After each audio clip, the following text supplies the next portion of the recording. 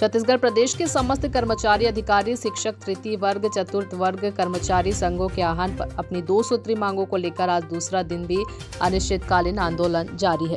सूरजपुर जिला मुख्यालय में आंदोलन कर रहे कर्मचारियों ने अपनी मांग में कहा कि केंद्र के समान डीए तथा 7वें वेतनमान के अनुरूप गृह भाड़ा भत्ता दिया जाए। छत्तीसगढ़ में कर्मचारियों को 22% डीए तथा 6वें वेतनमान के अनुरूप 7% गृह भाड़ा भत्ता दिया जा रहा है। आंदोलनकर्ता कर्मचारी का कहना है कि केंद्र सरकार अपने कर्मचारियों को 34% डीए दे रही है, जिससे कर्मचारियों को प्रति माह 6,000 से 15,000 तक का नुकसान हो रहा है, जिसको लेकर विभिन्न संगठनों द्वारा समय समय पर शासन प्रशासन के समक्ष अपनी इन मांगों के संदर्भ में कई बार ज्ञापन दिया गया, परंतु शासक प्रशासकों को हमारी इन मांग को लेकर कोई प्रभाव नहीं पड़ रहा है। मजबूरन आज अनिश्चितकालीन आंदोलन का सहारा लेना पड़ रहा है। सूरजपुर से विष्णु कसेरा की रिपोर्ट। कार्यक्रम हम लोगों का 5 दिवसीय है।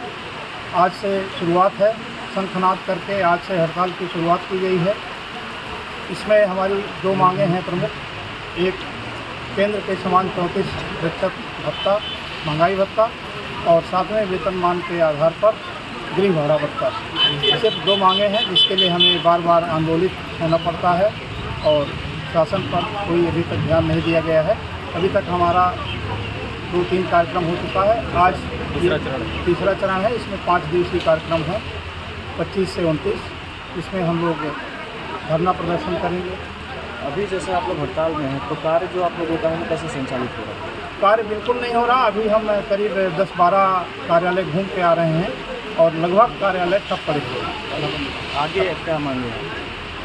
आगे हमारी अभी प्रमुख तो 2 यही मांगे हैं। इसके बाद फिर आगे अगर नहीं हुआ मांगे पूरी, तो फिर जैसा प्रांतीय निकाय का निर्देश होगा उसके अनुसार कार्य